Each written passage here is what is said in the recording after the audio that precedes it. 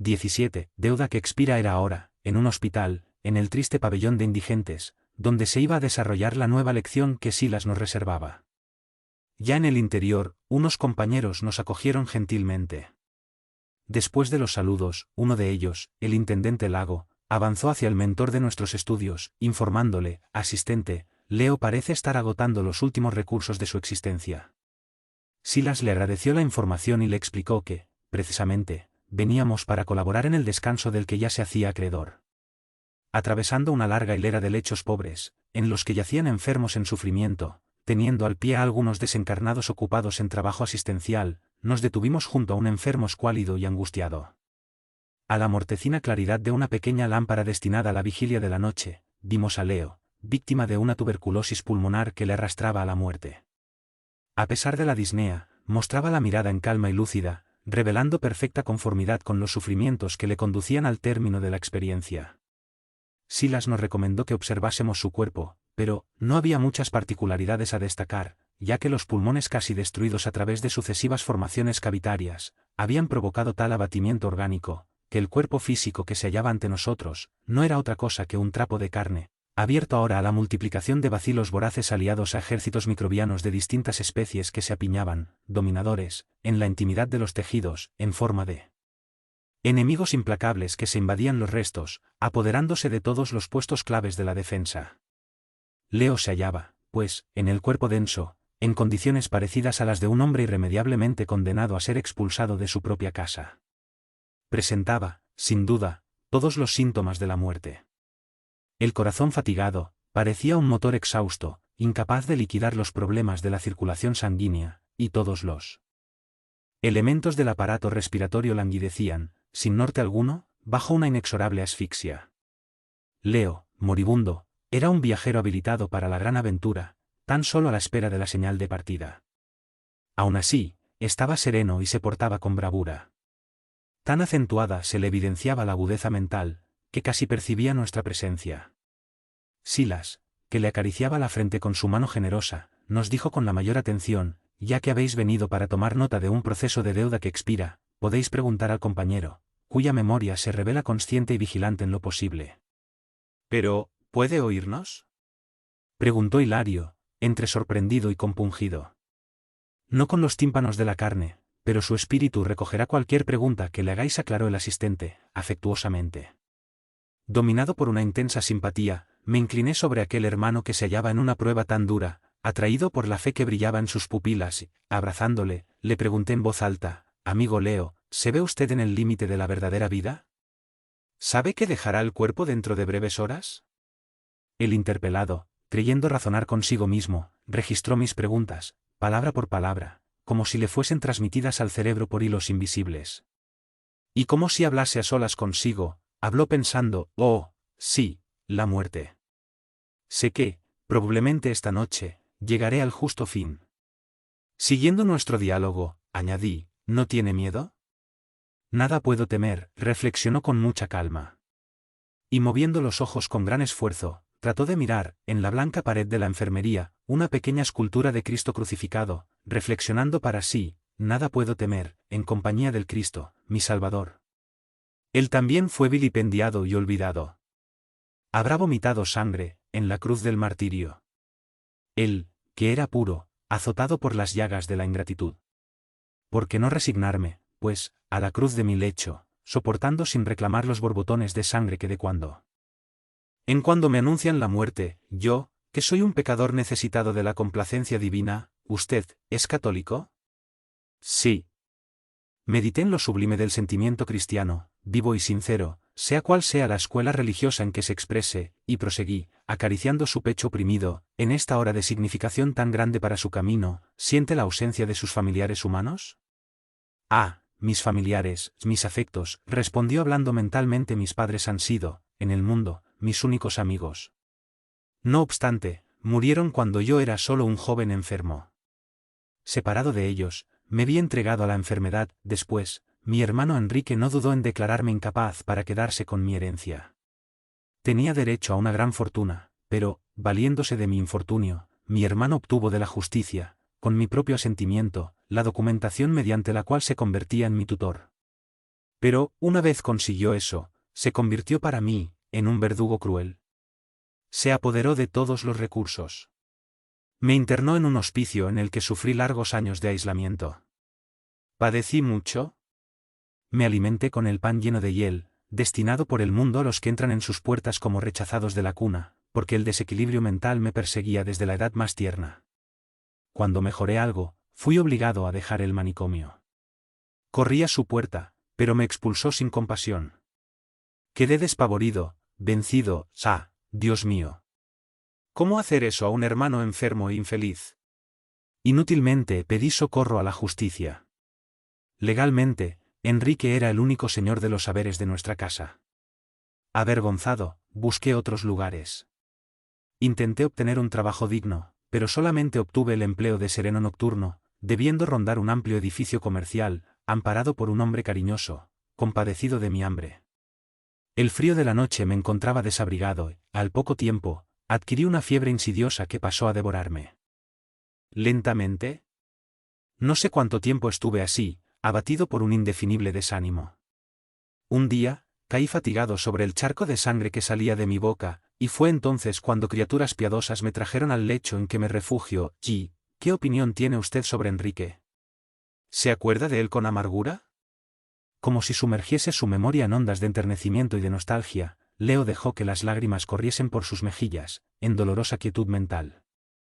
Enseguida, se dijo a sí mismo, por dentro: pobre Enrique, no tendré, más bien, que compadecerme de él, no tendrá que morir, a su vez, de que le habrá valido apropiarse indebidamente de mi herencia, si también será despojado, algún día, del cuerpo, ¿por qué debo perdonarle, si él es más infeliz que yo? Y volviendo a fijar su mirada en la figura de Cristo, continuó: Jesús, escarnecido y golpeado, olvidó las ofensas y las deserciones. Clavado en la cruz no clamó contra los enemigos que le habían lanzado a la humillación y al sufrimiento. No tuvo una palabra de censura para los truculentos verdugos. En lugar de recriminarles, pidió al Padre Celestial amorosa protección para todos. Y si Jesús fue el embajador de Dios entre los hombres, ¿con qué derecho puedo juzgar a mi propio hermano, si yo, alma necesitada de luz, no puedo penetrar en los divinos juicios de la providencia? Leo se tranquilizó llorando, buscando internar su mente en el templo del amor y de la oración. La humildad a que se acogía, tocaba mi corazón. Me levanté con los ojos húmedos. Para sondear la grandeza de su alma, no era necesario prolongar aquel interrogatorio. Hilario, que se mostraba conmovido hasta las lágrimas, desistió de cualquier consulta por su parte, preguntando solo al asistente si el agonizante había reencarnado bajo los auspicios de la mansión, a lo que Silas, servicial, informó: sí. Leo vino al mundo tutelado por nuestra casa. Además, tenemos algunas centenas de criaturas que, a pesar de hallarse nuevamente en la carne, permanecen ligadas a nosotros, a nuestra institución, por las raíces de las deudas a que están sujetas, generalmente, todas ellas en situaciones difíciles de regeneración, por tratarse de delincuentes en reajuste. Renacen en el mundo bajo el cuidado de nuestro establecimiento de socorro, pero, naturalmente, todavía ligadas a los compañeros del pasado, con cuya influencia hacen contacto, consolidando las cualidades morales que necesitan, a través de los conflictos interiores que podemos clasificar como la forja de la tentación. Qué bello es apreciar el amor paternal de Dios, que todo lo atiende en el lugar apropiado, exclamó Hilario. Sin duda, consideró Silas, sensatamente la ley de Dios determina el progreso y la dignidad, para todos. Sabéis que, normalmente, los desencarnados que se recogen en la mansión, constituyen un gran conjunto de criminales viciosos. Y modificando la inflexión de voz, añadió: como yo mismo. Allí, recibimos atención y cariño, asistencia y bondad, reeducándonos, a veces, durante muchos años. Con todo, hay que decir que, recogiendo la generosidad de los bienhechores e instructores que nos garantizan aquel sitio de amor, solo acumulamos débitos con una protección inmerecida, compromisos que necesitamos rescatar, igualmente, en servicio al prójimo.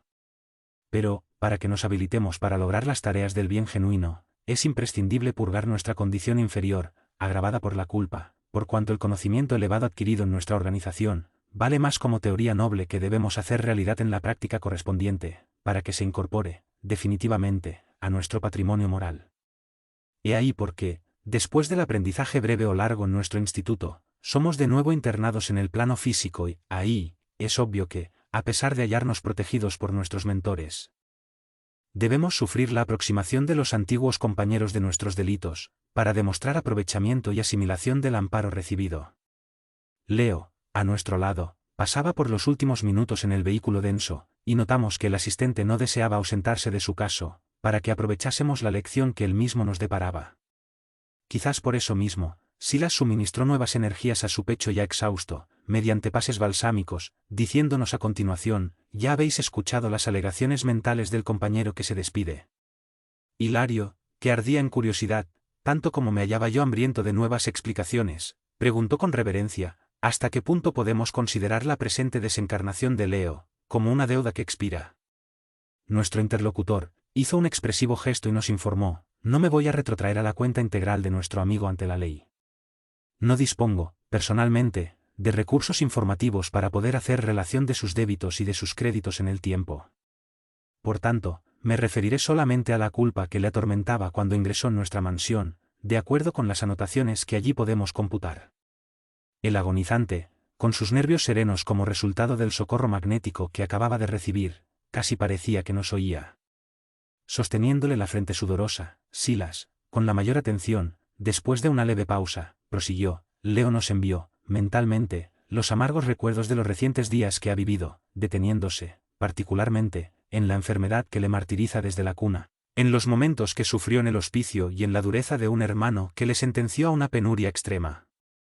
Veamos, por tanto, la razón de los dolores con que se penitencia a sí mismo y por qué mereció la felicidad de resarcir, para siempre, la deuda particular que tenemos ahora bajo nuestro estudio.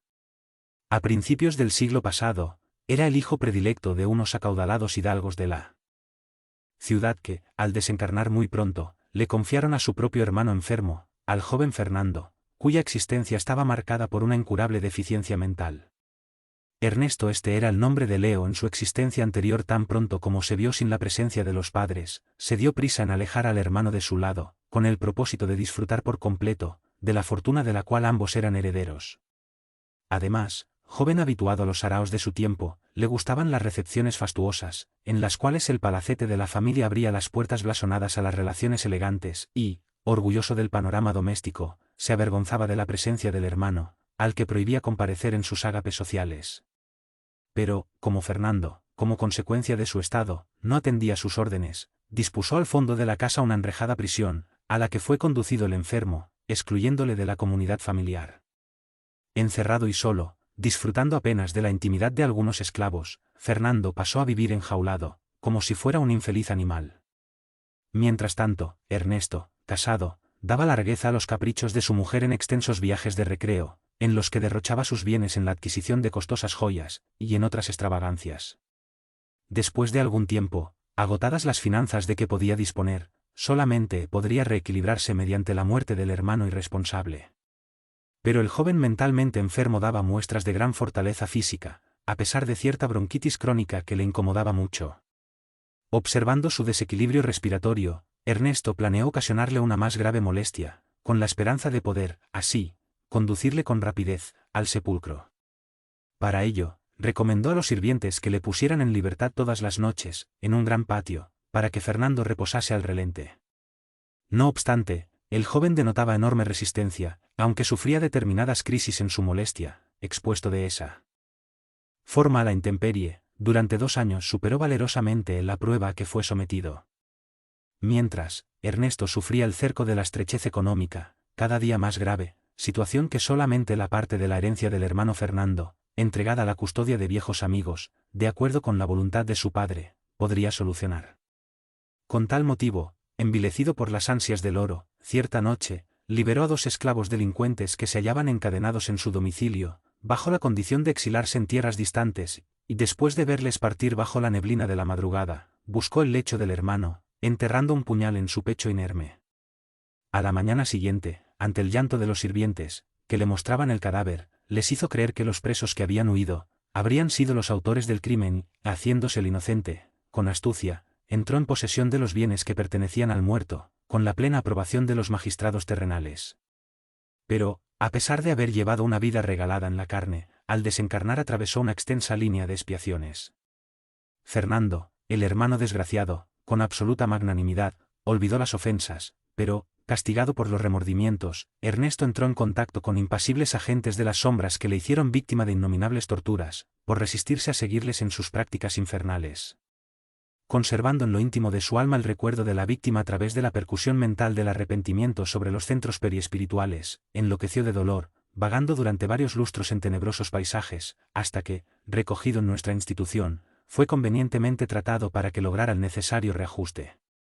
A pesar de haberse recuperado, las reminiscencias del crimen absorbían su espíritu de tal modo que, para recuperar la marcha evolutiva normal, imploró el regreso a la carne, para experimentar la misma vergüenza, penuria y pruebas infligidas por él al hermano indefenso, pacificando de ese modo su conciencia intranquila. Amparado en sus propósitos de rescate por eminentes instructores, volvió al plano físico, cargando en su propia alma los desequilibrios que asimiló más allá del sepulcro, con los cuales renació como alienado mental, como el propio Fernando en el pasado reciente, habiendo sentido la amargura, en la posición de Leo, de todos los infortunios impuestos por él al hermano débil e infeliz. Conoció la orfandad muy pronto, fue cogido de sorpresa por la frialdad y la villanía de un hermano insensato que le aisló en el ambiente sombrío de un manicomio y, para que no faltase particularidad alguna en el cuadro expiatorio, padeció como guarda nocturno el frío y los temporales a que había expuesto a su víctima indefensa. Pero, por la humildad y paciencia con que había sabido aceptar los golpes reparadores, conquistó la felicidad de saldar definitivamente la deuda que hemos narrado. Cómo el orientador había callado, preocupado en atender al agonizante, en aquellos momentos bañado por el sudor característico de la muerte, Hilario preguntó, asistente, ¿cómo podemos saber que nuestro compañero está liquidando la deuda que se refiere? Pero, ¿no lo veis?, observó Silas, admirado. E indicando la gran hemotisis que comenzaba, agregó, igual que Fernando, que desencarnó con el tórax perforado por el puñal asesino, Leo se despide del cuerpo con los pulmones destrozados. Pero, debido al procedimiento correcto que adoptó ante la ley, atraviesa el mismo suplicio sin escándalos destructivos, aunque esté vertiendo la propia sangre por la boca, tal como sucedió al hermano humillado y vencido. Se cumple la acción de la justicia, con la sola diferencia de que, en vez del puñal de acero, aquí tenemos batallones de bacilos asesinos. Tal vez porque observó nuestro asombro ante la lección recibida, aunque estaba ocupado en la asistencia al moribundo, con grave tono de voz, terminó diciendo: cuando nuestro dolor no genera nuevos dolores y nuestra aflicción no crea aflicciones en los que nos rodean, nuestra deuda está en proceso de liquidación. Muchas veces, el lecho de angustia entre los hombres, es el altar bendito en el que conseguimos extinguir compromisos ominosos, pagando nuestras cuentas sin que nuestro rescate perjudique a alguien más. Cuando el enfermo sabe acatar los celestes designios entre la conformidad y la humildad, lleva consigo la señal de la deuda que expira. Silas no pudo continuar. Leo, orando, se debatía en los estertores de la muerte. El asistente le envolvió en un abrazo cariñoso, y enternecido, rogó el amparo divino, como si el doliente fuese un hijo de su corazón. Envuelto en las irradiaciones suaves de la oración, Leo se adormeció, ante nuestras lágrimas.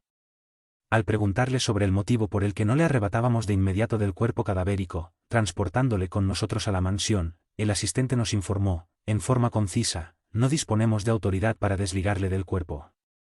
Esa responsabilidad no nos compete. Y comunicando a los espíritus vigilantes que en breve vendrían misioneros de la liberación en ayuda del compañero que descansaba, meditativo y emocionado, nos propuso regresar a la mansión. 18. Rescates colectivos. Conversábamos con Silas sobre varios problemas, cuando expresiva llamada de Druso nos reunió con el director de la mansión, en un despacho particular. El jefe de la mansión fue breve y claro. Una llamada urgente de la Tierra, solicitaba auxilio para las víctimas de un desastre de aviación. Sin detenerse en informaciones minuciosas, dijo que la solicitud se repetiría dentro de algunos instantes, y que convendría esperar para poder examinar el caso con la eficiencia necesaria. En efecto, acababa de terminar su indicación, cuando señales muy semejantes de las del telégrafo de Morse, aparecieron en un curioso aparato. Druso conectó otro aparato que se hallaba próximo y pudimos ver un televisor en acción, con una lente, proyectando imágenes en movimiento, en una pantalla próxima, cuidadosamente situada en la pared, a pequeña distancia. Como si estuviésemos presenciando una breve noticia en un cinematógrafo sonoro, contemplamos, sorprendidos, un panorama terrestre. Bajo la cresta de una sierra acantilada y silvestre, aparecían los restos de un avión, conteniendo las víctimas del accidente. Se adivinaba que el piloto, engañado por la bruma traicionera del océano, no pudo evitar el choque con los picos que sobresalían de la montaña, silenciosos e implacables, en forma de horrorosos torreones de una fortaleza agresiva. En pleno cuadro inquietante, un anciano desencarnado, de semblante noble y digno, hacía llamadas conmovedoras, rogando a la mansión el envío de un equipo adiestrado para retirar a 6 de las 14 entidades desencarnadas en el doloroso siniestro. Mientras Druso y Silas combinaban medidas para llevar a cabo la tarea asistencial, Hilario y yo mirábamos, espantados, aquel espectáculo inédito para ambos. La aflictiva escena parecía desarrollarse allí mismo. 8 de los desencarnados en el accidente yacían en la posición del choque, encadenados a sus respectivos cuerpos, mutilados o no. 4 gemían, unidos a los propios restos, y 2 de ellos, a pesar de hallarse todavía unidos a las formas rígidas, gritaban, desesperados, en plena crisis de inconsciencia. Ya amigos espirituales, abnegados y valientes, velaban, allí, con calma y atención. Como una cascada de luz vertida desde el cielo, el auxilio de lo alto, venía, solícito, en benditos torrentes de amor. El cuadro patético era tan real a nuestra visión, que podíamos oír los gemidos de aquellos que despertaban desfalleciendo, las oraciones de los que prestaban socorro y las conversaciones de los enfermeros que trabajaban apresuradamente. Con el alma atormentada, vimos desaparecer la noticia televisada, mientras Silas cumplía las órdenes del director de la institución, con admirable eficiencia. A los pocos momentos, algunos trabajadores de la mansión se pusieron en marcha, en dirección al sitio minuciosamente descrito. Volviendo al despacho en el que esperábamos su regreso, Silas conversó por algunos minutos con el director, respecto al servicio que se debía prestar. Entonces Hilario y yo, preguntamos si no nos sería posible participar en aquella obra de asistencia, a lo que Druso, paternalmente, no accedió, explicando que el trabajo era de una naturaleza especialísima, requiriendo colaboradores rigurosamente entrenados. Conscientes de que el generoso mentor podía concedernos algún tiempo más, aprovechamos la oportunidad para tratar sobre las pruebas colectivas. Hilario abrió campo libre al debate, respetuosamente, preguntando por qué motivo se solicitaba ayuda para retirar a 6 de los desencarnados, ya que las víctimas eran 14. Druso, con tono firme y sereno, nos informó, el socorro en el avión accidentado, es distribuido indistintamente, pero, no podemos olvidar que si el desastre es el mismo para todos los que cayeron, la muerte es diferente para cada uno. En el primer momento, serán separados de sus cuerpos, solamente aquellos cuya vida interior les otorga la inmediata liberación. En cuanto a los otros, cuya situación presente no les favorece para que puedan ser apartados rápidamente de su envoltura física, permanecerán unidos a ellas por más tiempo. ¿Por cuántos días?, dijo mi colega, incapaz de contener la emoción de que se veía poseído. Depende del grado de animalización de los fluidos que retienen el espíritu a la actividad corporal, respondió el mentor. Algunos serán retenidos por algunas horas, otros, tal vez por largos días, ¿quién sabe? Un cuerpo inerte no significa siempre la liberación del alma. El género de vida que llevamos durante nuestra vida física es el que dicta las verdaderas condiciones de la muerte. Cuanto más nos sumergimos en las corrientes de bajas pasiones, más tiempo tenemos que demorarnos para poder agotar las energías vitales que nos unen a la materia pesada y primitiva que constituye el cuerpo físico, reteniéndonos en las creaciones mentales inferiores a las que nos hemos ajustado, encontrando en ellas material para amplios engaños en las sombras del campo físico, propiamente considerado. Y cuanto más nos sometamos a las disciplinas del espíritu, que nos aconsejan equilibrio y sublimación, más amplias facilidades conquistaremos para la separación de la carne, en cualquier emergencia de la que no podamos huir a causa de las deudas contraídas ante la ley. Por tanto, muerte física, no es lo mismo que emancipación espiritual. Sin embargo, comenté, eso no querrá decir que los demás compañeros accidentados estarán sin asistencia, aunque estén obligados a una temporal detención en los propios cuerpos. En modo alguno, añadió el generoso amigo, nadie vive desamparado. El amor infinito de Dios abarca el universo. Los hermanos que se demoran enredados en vibraciones más bajas de la experiencia física, comprenderán, gradualmente, la ayuda que pueden merecer. Pero reparó Hilario, ¿no serán atraídos por criaturas desencarnadas de inteligencia perversa, por no poder ser resguardados de inmediato? Druso estampó una significativa expresión en su rostro, y dijo, sí. En el caso que sean sordos al bien, es posible que se rindan a las sugestiones del mal, para que, sufriendo los tormentos del mal, acaben por inclinarse al bien. En este caso, por tanto, es necesario considerar que la tentación es siempre una sombra que nos atormenta en la vida, de adentro hacia afuera. La unión de nuestras almas con los poderes infernales se verifica en relación con el infierno que traemos dentro de nosotros mismos. La explicación no podía ser más clara. Tal vez por ello, algo desconcertado por la aclaración directa, mi compañero, que tanto como yo, deseaba aprovechar la oportunidad para una conversación más amplia, expresó, humildemente, noble instructor, con seguridad no tenemos el derecho de preguntar sobre cualquier determinación que venga de su autoridad, pero, aún así, me gustaría conocer más profundamente las razones por las cuales no se nos ha permitido el trabajo de colaboración en los servicios de socorro en este rescate. ¿No podríamos, acaso, cooperar con los trabajadores de esta casa, en expediciones de auxilio a las víctimas de diversos accidentes, para poder así, aprender sobre las causas que los determinan? Indiscutiblemente, la mansión, con la responsabilidad de que está investida, llevará a cabo trabajos de esa naturaleza todos los días, casi todos los días, rectificó Druso, sin pestañear. Y mirando a Hilario, dijo, hay que tener en cuenta, que recogéis material didáctico para hacer despertar a nuestros hermanos encarnados, casi todos en fase de luchas importantes, en su ajuste de cuentas con la justicia divina. Analizando los rescates de ese orden, os veríais obligados, fatalmente, a la autopsia de situaciones y problemas susceptibles de plasmar imágenes destructivas en el ánimo de muchos de aquellos que os proponéis ayudar. Y, esbozando una leve sonrisa en la que dejaba transparentar la humildad que adornaba su espíritu escogido, añadió, me parece que no seríamos capaces de comentar un desastre de grandes proporciones, en el campo de los hombres, sin insuflarles el virus del miedo, tantas veces portador del desánimo y de la muerte. La palabra del orientador, serena y evangélica, reajustaba nuestros impulsos poco edificantes.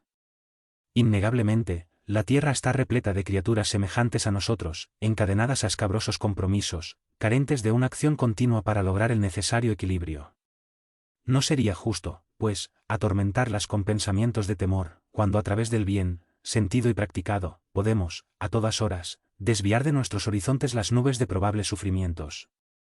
Viendo nuestra actitud de comprensión y de obediencia, como no podía dejar de ser, el jefe de la institución, después de una ligera pausa, y con tono afable, continuó, imaginemos que analizaseis los orígenes de la prueba que se acogieron los accidentados de hoy. Podríais ver a delincuentes que, en otras épocas, lanzaron hermanos indefensos desde la cima de torres altísimas, para que sus cuerpos se estrellasen en el suelo, compañeros que, en otro tiempo, cometieron tremendos crímenes en el mar, hundiendo existencias preciosas, o suicidas que se despeñaron desde picos agrestes o se lanzaron desde lo alto de los edificios, en suprema rebeldía ante la ley, los cuales, por tanto, solamente encontraron recurso en tan angustioso episodio, para transformar su propia situación.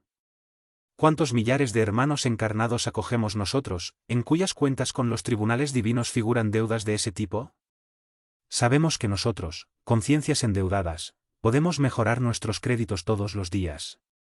¿Cuántos viajeros terrestres, en cuyos mapas figuran sorpresas terribles, son amparados debidamente para que la muerte forzada no asalte su cuerpo, como consecuencia de los actos loables que realizan? ¿Cuántas intercesiones de la oración ardiente conquistan moratorias oportunas para personas cuyos pasos resbalan hacia el sepulcro? ¿Cuántos deberes llevados a cabo con sacrificio, granjean, para el alma que los acepta de buena voluntad, preciosas ventajas en la vida superior, en la que se improvisan providencias para aminorar los rigores de las pruebas necesarias? Nosotros sabemos que lanzando al espacio dos ondas sonoras de la misma amplitud, en dirección opuesta, de su interferencia, recogemos el silencio como resultado. Así es que, generando nuevas causas con el bien practicado hoy, podemos interferir en las causas del mal practicado ayer, neutralizándolas y reconquistando, con ello, nuestro equilibrio. De ese modo, creo que es más justo y provechoso que practiquemos el servicio del bien a través de todos los recursos a nuestro alcance. La caridad y el estudio noble, la buena fe y el buen ánimo, el optimismo y el trabajo, el arte y la meditación constructiva, constituyen temas renovadores, cuyo mérito no es lícito olvidar en la rehabilitación de nuestras ideas, y consecuentemente, de nuestros destinos. El director se había entregado a una larga pausa, movido por el propósito de aprender. Le pregunté si él mismo no habría tomado parte en algún trabajo de rescate colectivo, en el que los espíritus interesados no habrían tenido otro recurso que la muerte violenta, como término a los días del cuerpo físico, a lo que el instructor respondió, guardo en mi experiencia algunos casos significativos que podría contar, pero, me remitiré solo a uno de ellos, ya mis obligaciones me impiden extenderme más. Después de algunos momentos durante los cuales, naturalmente, apelaba a la memoria, comentó con benevolencia, Hace 30 años, disfruté de la compañía de dos bienhechores, a cuya abnegación debo mucho en este puesto de luz. Ascanio y Lucas, asistentes respetados en los planos superiores, integraban el grupo de mentores valerosos y amigos. Cuando les conocí personalmente, ya habían empleado varios lustros en el amparo a los hermanos sufrientes. Cultos y nobles, eran compañeros. Infatigables en nuestras mejores realizaciones. Sucedió, pues, que, después de largos decenios de lucha en el terreno de la fraternidad santificante, suspirando por el ingreso en los planos elevados, para expandir sus ideales de santidad y de belleza, no demostraban la necesaria condición específica para el ascenso deseado. Totalmente absortos en el entusiasmo de enseñar el camino del bien a sus semejantes, no se ocuparon de hacer inmersión alguna en el pasado, por lo que, muchas veces, cuando nos fascinamos por el esplendor de las cumbres, no siempre tenemos disposición para echar una mirada a las nieblas del valle. Deseaban ardientemente la ascensión, sintiéndose algo desencantados ante la ausencia de apoyo de las autoridades, al no reconocerles el mérito indispensable. Se prolongaba el tiempo, cuando uno de ellos solicitó la aclaración de la dirección general a que nos hallamos sometidos. El requerimiento llevó su curso normal hasta que, en un momento determinado, ambos fueron llamados para el debido examen. La posición impropia que les era característica, fue cariñosamente analizada por los técnicos del plano superior, que llevaron su memoria a periodos correspondientes a pasadas existencias, extrayendo de la misma diversas fichas de observación, como si se tratase de radiografías obtenidas en los servicios médicos del mundo, a través de las mismas, surgieran a la luz importantes conclusiones. Verdaderamente, Ascanio y Lucas, poseían créditos extensos, adquiridos en casi 5 siglos sucesivos de aprendizaje digno, sumando las últimas 5 existencias en los círculos carnales y las estaciones de servicio espiritual en las vecindades del plano físico. Pero, cuando la gradual auscultación les alcanzó en sus actividades del siglo XV, algo surgió que les impuso una dolorosa meditación.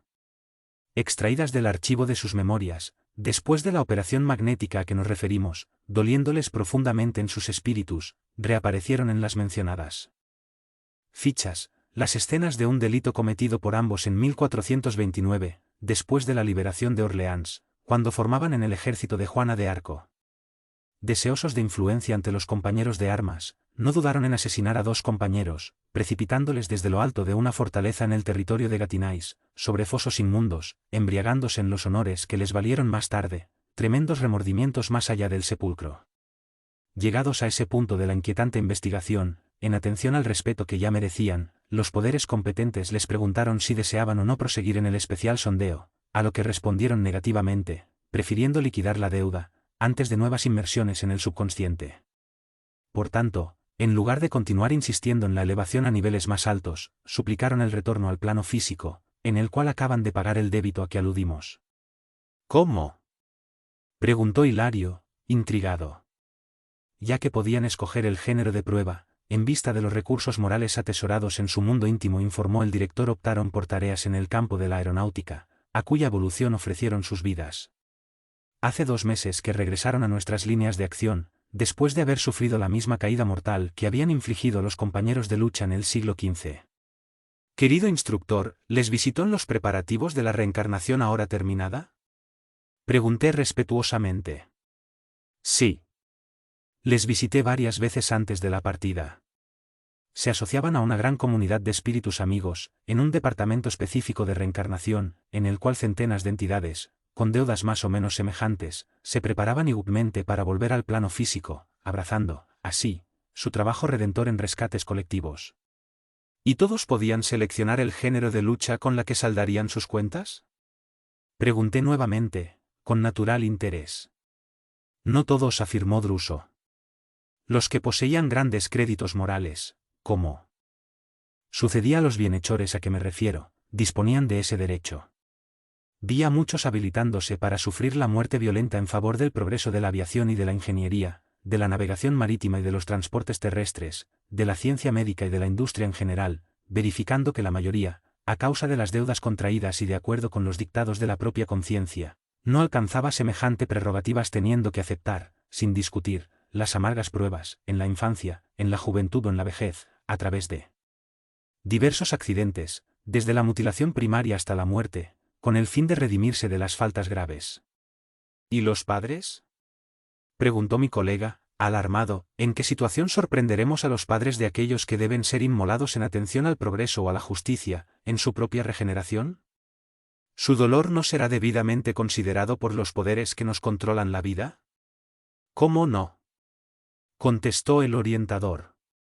Las entidades que necesitan de esas luchas expiatorias, son encaminadas a los corazones que se complicaron con ellas en delitos lamentables, en el ayer distante o reciente, o a padres que fallaron con los hijos en otras épocas, para que aprendan a través de la cruel nostalgia y de la angustia innominable, a sentir el respeto y la devoción, la honorabilidad y el cariño que todos debemos en la tierra al instituto familiar. El dolor colectivo, es el remedio que corrige los errores mutuos. Se hizo un prolongado silencio. Aquella lección nos invitaba a efectuar rápidas incursiones en nuestro propio mundo. Hilario, insatisfecho, como siempre, preguntó con inquietud: imaginemos, instructor, que Ascanio y Lucas, después de haber obtenido la victoria de que nos habla, continúen anhelando alcanzar los altos planos, ¿necesitarán para hacerlo, llevar a cabo nuevas consultas sobre su pasado? En el caso de que no muestren la condición específica indispensable, serán nuevamente sometidos a una justa auscultación para determinar el examen y la selección de los nuevos rescates que tengan que realizar. ¿Eso quiere decir que nadie se eleva al cielo sin reajustarse con la tierra? El interlocutor sonrió y añadió: será más lícito afirmar que nadie se eleva a pleno cielo, sin el pleno reajuste con la tierra, ya que la ascensión gradual puede verificarse, aunque siempre invariablemente condicionada a nuestros méritos, mediante las conquistas hechas.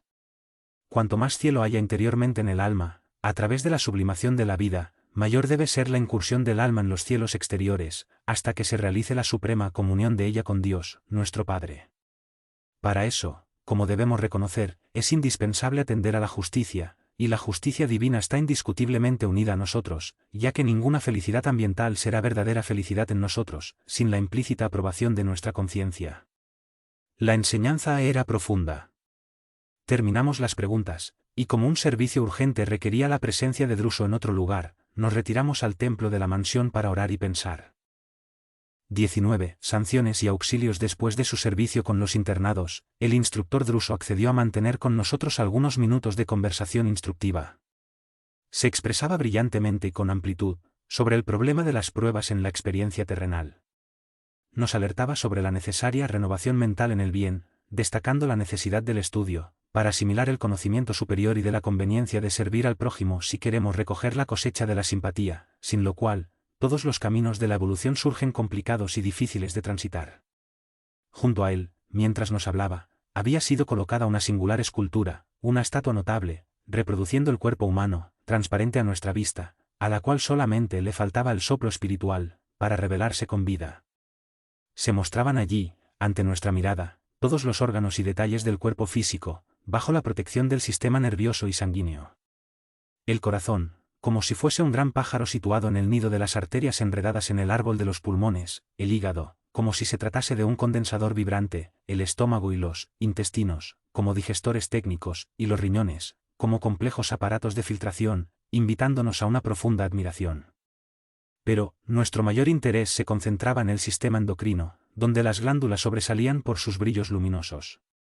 La epífisis, la hipófisis, la tiroides, las paratiroides, el timo, las suprarrenales, el páncreas y las bolsas genéticas, se caracterizaban, con perfección, sobre el fondo vivo de los centros periespirituales, que se combinaban unos con otros en sutilísimas ramificaciones nerviosas, singularmente ajustadas a través de los plexos, emitiendo cada centro irradiaciones propias y constituyendo el conjunto un todo armonioso, que nos impulsaba a una contemplación estática.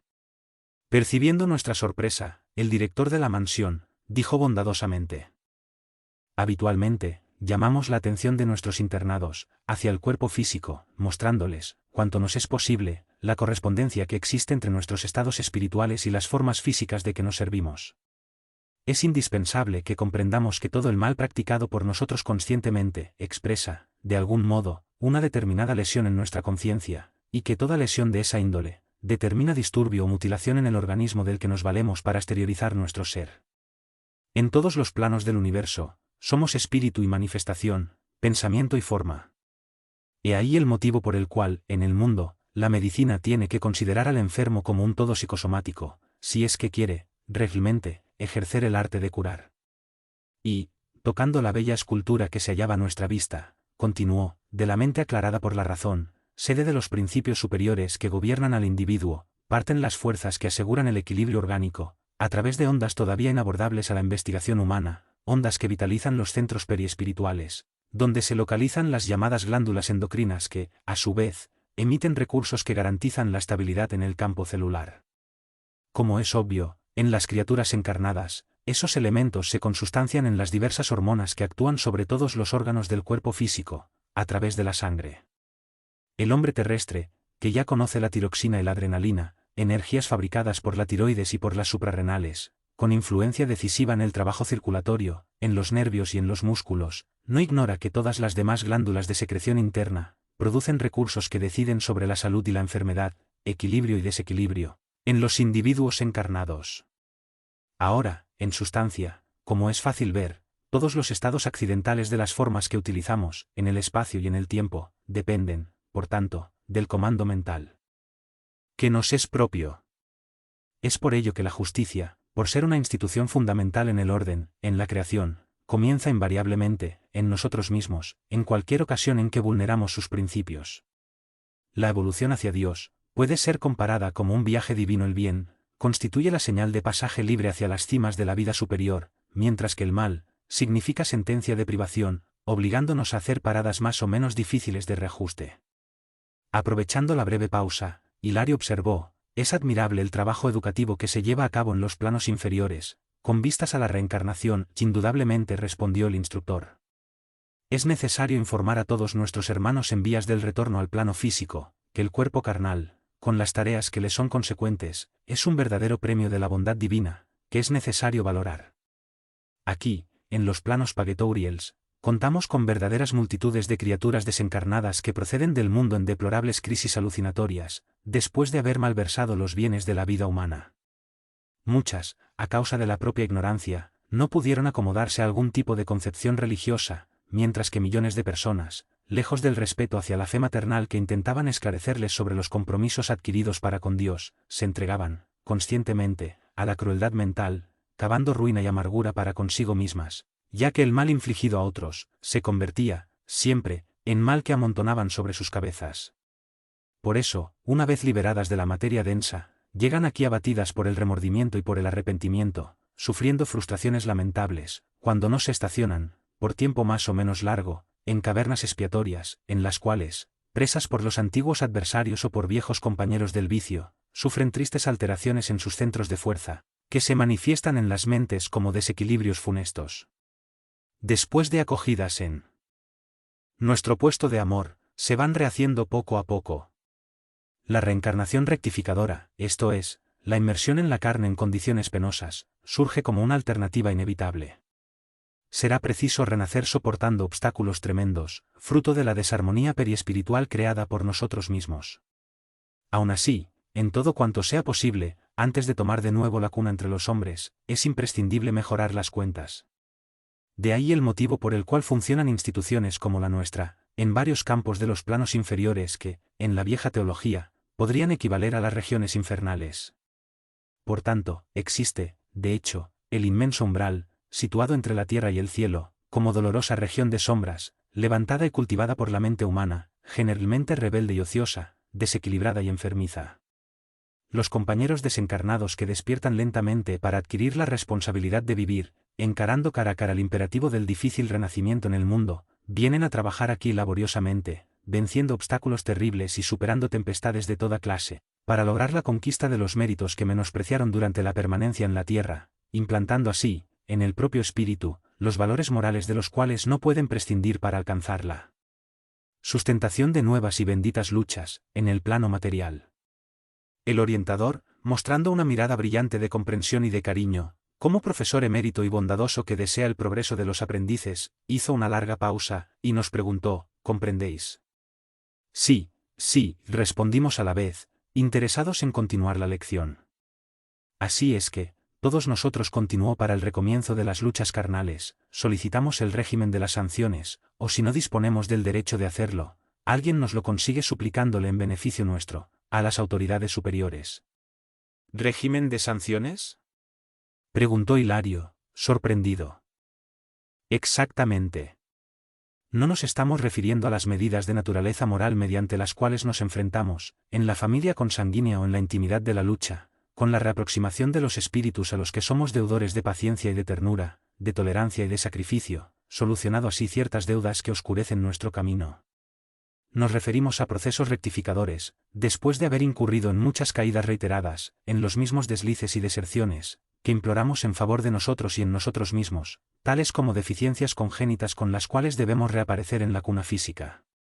Aquellos que perdieron varias veces las oportunidades de trabajo en la tierra por la sistemática ingestión de elementos corrosivos, como el alcohol u otros venenos de las fuerzas orgánicas, como los inveterados cultivadores de la gula, casi siempre atraviesan las aguas de la muerte como suicidas indirectos, y, al despertar para iniciar la obra de reajuste que les es indispensable, imploran el regreso a la carne en cuerpos inclinados desde la infancia a los problemas gástricos, al desequilibrio del páncreas, a la colitis y a las múltiples enfermedades intestinales, que les imponen torturas sistemáticas, aunque soportables, en el transcurso de su existencia.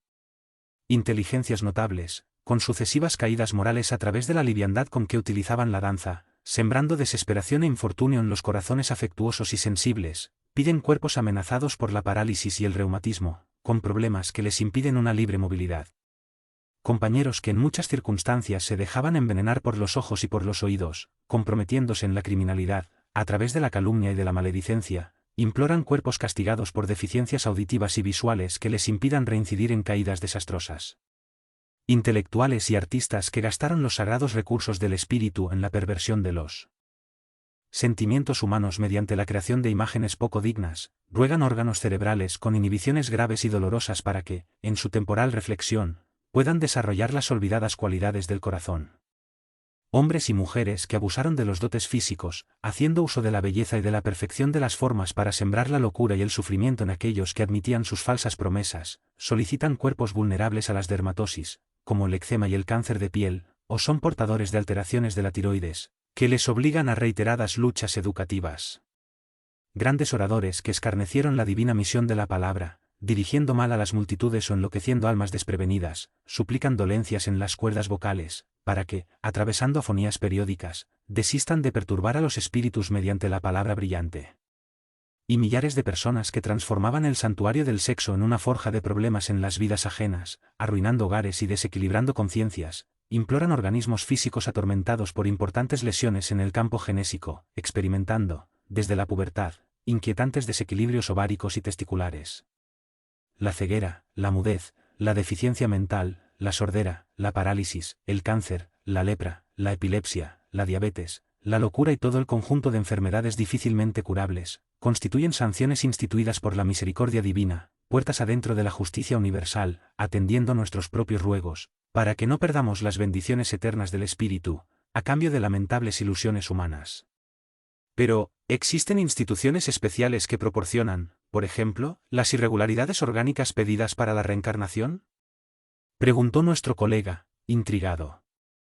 El generoso interlocutor sonrió significativamente, y añadió, sí, Hilario, la bondad del Señor es infinita y nos permite la gracia de suplicar las imperfecciones a que nos hemos referido. Porque el reconocimiento de nuestras flaquezas y de nuestras transgresiones, proporciona un inmenso bien al espíritu endeudado. La humildad, en cualquier situación, enciende luz en nuestras almas, generando, en torno a nosotros, benditos recursos de simpatía fraterna. Mientras tanto, aunque no pidiésemos la aplicación de las penalidades que nos son necesarias, nuestra posición no se modificaría, ya que la práctica del mal genera lesiones inmediatas en nuestra conciencia, que entrando en condición de desarmonía, desajusta ella misma los centros de fuerza que la sustentan. De ese modo, nuestras instituciones de trabajo para la reencarnación, colaboran para que todos podamos recibir en el escenario terrestre, la vestidura carnal que merecemos. Entonces, ¿de qué vale la súplica, rogando esta o aquella medida, concerniente a nuestra reeducación? Oh, no digas semejante cosa, dijo Druso con voz grave. La oración, en el sentido a que aludimos, es siempre un atestado de buena voluntad y de comprensión, en el testimonio de nuestra condición de espíritus deudores. Sin duda, no podrá modificar el curso de las leyes, ante las cuales nos hacemos reos sujetos a múltiples penalidades, pero renueva nuestro modo de ser, sirviendo no solamente como bendita siembra de solidaridad en nuestro beneficio, sino también como vacuna contra la reincidencia en el mal. Además, la oración favorece nuestra aproximación con los grandes benefactores que dirigen nuestros pasos, auxiliándonos en la organización de una nueva ruta que garantice nuestro camino seguro. Mi compañero guardó con reverencia la aclaración, y consideró, querido instructor, de su aclaración deducimos que al reencarnar, cargamos con nosotros las reminiscencias de nuestras faltas que toman parte en nuestro renacimiento en el cuerpo fisiológico, como raíces congénitas de los males que nosotros mismos hemos plantado. Perfectamente acentuó el mentor amigo nuestras predisposiciones para con esa o aquella enfermedad en el cuerpo terrestre, representan zonas de atracción magnética que hablan nuestras deudas ante las leyes eternas, exteriorizando las deficiencias de nuestros espíritus. Druso meditó por unos instantes, como si estuviera sopesando íntimamente la gravedad del asunto, manifestando, nuestras afirmaciones no excluyen ciertamente, la necesidad de la asepsia y de la higiene, de la medicación y del cuidado necesario en el tratamiento de los enfermos de cualquier procedencia. Deseamos, simplemente, hacer hincapié en que el alma resurge en el nuevo cuerpo físico, acarreando consigo misma sus propias faltas, que han de reflejarse en la vestidura carnal, como zonas favorables a la eclosión de determinadas molestias, ofreciendo campo propicio al desarrollo de virus, bacilos y numerosas bacterias, capaces de conducirla a los más graves padecimientos, de acuerdo con las deudas que haya contraído, pero también lleva consigo las facultades de crear en el propio cosmos orgánico, toda especie de anticuerpos, inmunizándose contra las exigencias de la carne, facultades que puede ampliar considerablemente por medio de la oración, por las disciplinas rectificadoras a que se dedique, por la resistencia mental o por el servicio al prójimo, con todo lo cual atrae preciosos recursos a su favor. No podemos olvidar que el bien es el verdadero antídoto del mal. Aún así, dijo Hilario, habrá que recordar que los animales sufren igualmente enfermedades diagnosticables, como la aftosa, la rabia, la neumonía. También las plantas experimentan enfermedades peculiares, reclamando abonos y fungicidas, completó el mentor, sonriendo. Luego, añadió, el dolor es uno de los elementos más importantes en la vida que se expande.